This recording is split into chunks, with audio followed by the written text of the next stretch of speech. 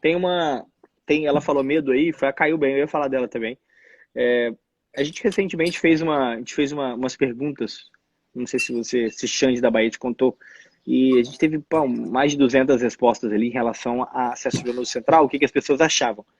E aí depois, cara, Alexandre fez colocou as palavras que mais se repetiam, né? Colocou como se, para colocar como se fosse um gráfico, né? E por incrível que pareça, não por incrível que pareça, mas assim, uma palavra que chamou a atenção, né? Que foi a que mais foi repetida, foi medo. Então talvez seja uma bela introdução aí a essas lives de aquecimento, a gente lembrar disso, né? Como que o medo pode ser uma ferramenta poderosa para você, ele pode ser algo poderoso que você vai usar isso a seu favor. Por exemplo, ontem a gente fez um acesso central onde a gente estava treinando uma técnica nova. E durante esse treinamento, eu tenho medo de fazer esse procedimento. Eu fico mais receoso. Mas o medo, para mim, é bom. Ele não me impede de ir lá e fazer. Ele não deixa eu. Ele não significa que eu não vou indicar, não significa que eu não vou fazer. Mas eu tô mais receoso. Então, é uma das coisas que eu acho que vale a pena a gente começar a discutir, né? Começar a discutir como vencer esse medo ou como usar esse medo a seu favor, né? Por que a gente fala que o medo é bom? E eu quero que você preste muita atenção nisso. Se você tiver com o seu caderno, já anota aí. O medo é bom. Pode anotar, tá? Porque você precisa entender o que significa de verdade isso. Por que o medo é bom? Sem medo, sem medo você perde os limites de um procedimento. Sem medo, a ausência de medo durante um procedimento quer dizer que você não compreende as complicações de um procedimento. Sem medo durante um procedimento quer dizer que você não se importa com o procedimento, você não se importa com o paciente. Você tem que ter medo. Agora, a grande questão é, esse medo, ele não pode te dominar, como acontece com muitas pessoas. Se o medo te domina, se o seu medo é um desequilíbrio, se o seu medo é muito grande, isso vai gerar, inclusive, um desconforto, isso vai gerar um problema para você. Isso vai te causar um desequilíbrio. Você não vai conseguir executar o procedimento com a sua capacidade máxima. E tem duas razões pelas quais você tem medo.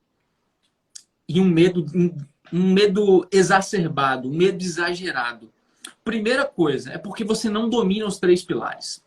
Se você não domina os 3 pilares, se você não domina a anatomia, se você não domina a técnica, se você não domina o posicionamento do paciente, é natural que você tenha medo, até porque você não tem segurança, confiança para fazer o procedimento realmente. E a outra razão é você achar que você é incapaz, que é o que vai acontecer, por exemplo, se ao final dessa maratona, aprendendo os pilares, as bases, né, fazendo um intensivão aqui com a gente, se mesmo assim você continuar com medo exagerado, é porque você não tem confiança em você mesmo e por isso que isso será pilar também de discussões para a gente ao longo dos próximos dias. Meu amigo Romero O Brito, diga aí. Falou muito bem, meu chapa. O medo é algo poderoso que pode ser usado. Gostei muito dessa parte da preocupação, né? E isso me lembra muito todas as vezes que entrei em algum procedimento que eu tinha alguma dificuldade. Né? O primeiro passo para você vencer a dificuldade é naquela história, você aprender aquilo. Então, você normalmente volta para trás, dá 2 passos atrás, e você começa a reestudar aquilo, ou estudar aquilo pela primeira vez, ou estudar de uma forma diferente. Depois, vamos dizer que seria o primeiro ponto onde você vence essa paralisia, é quando você dá o primeiro passo. A gente fala isso muito dentro do treinamento, e a gente quer muito que você dê esse primeiro passo. Quando eu te provar que os pontos de inflexão no acesso central, existe um ponto que é muito importante, que é o ponto da punção, que você fica muito preocupado, mas o antes e o depois é muito similar, são muito similares. E aí é no antes e no depois que muita gente erra. A punção em si é uma técnica específica, um ponto específico de um procedimento bem maior.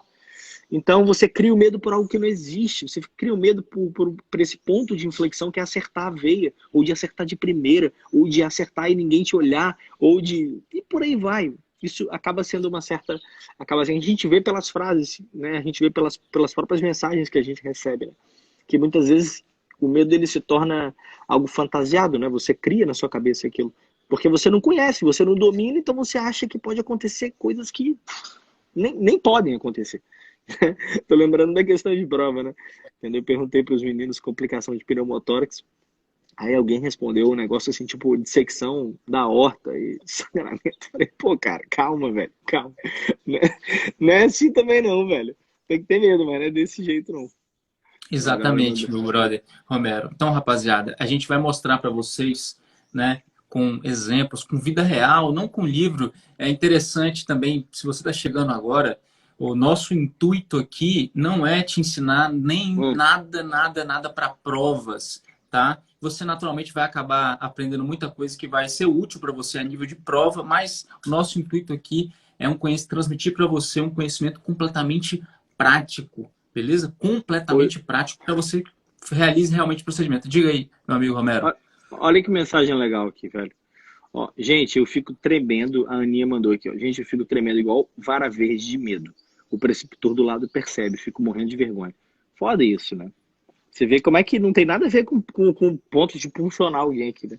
Ela fica sem É, graça porque ela treme, assim, tremer é algo que não independe da sua qualidade ali, algo normal, né? Que piora muito se você tiver com vergonha, se você estiver nervoso, se for a primeira vez. Então é algo que a gente pode trabalhar muito aqui ao longo desses dias, com certeza. e aí, é interessante que você falou da Ana, que comentou sobre ficar com medo e com vergonha do preceptor. E aí eu entendo que duas nuances, dois detalhes interessantes aí. O primeiro, que naturalmente é o medo, que é um sentimento comum quando você ou não domina, né? Quando você não está apto, quando você não está hábil a realizar um procedimento, é natural que você tenha medo, porque você não sabe fazer. E o outro é a questão realmente da insegurança, da sensação, da percepção que você tem sobre você mesmo, da sua incapacidade, que muitas vezes é algo irreal.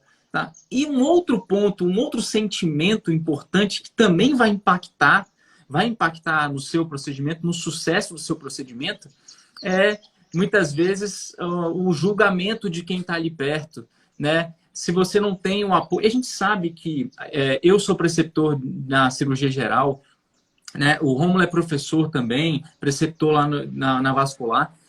A gente sabe que quando você não sente confiança, segurança no seu preceptor, medo de errar porque ele vai te criticar ou porque ele vai te sacanear, isso tem um impacto também, né, no seu procedimento. Eu falo isso não só no acesso venoso central, mas em qualquer procedimento, em cirurgias também. Isso acaba gerando uma instabilidade em você, algo que se torna potencialmente maior por conta dessa insegurança, desse medo, dessa falta de confiança, né? Mas algumas vezes, Ana, você até tem o apoio do preceptor, mas você não consegue perceber isso nele, né? E acaba te afetando da mesma forma. Às vezes ele não vai brigar com você, mas você acha que vai e acaba afetando a gente. Então é algo também que a gente vai discutir ao longo dos próximos dias.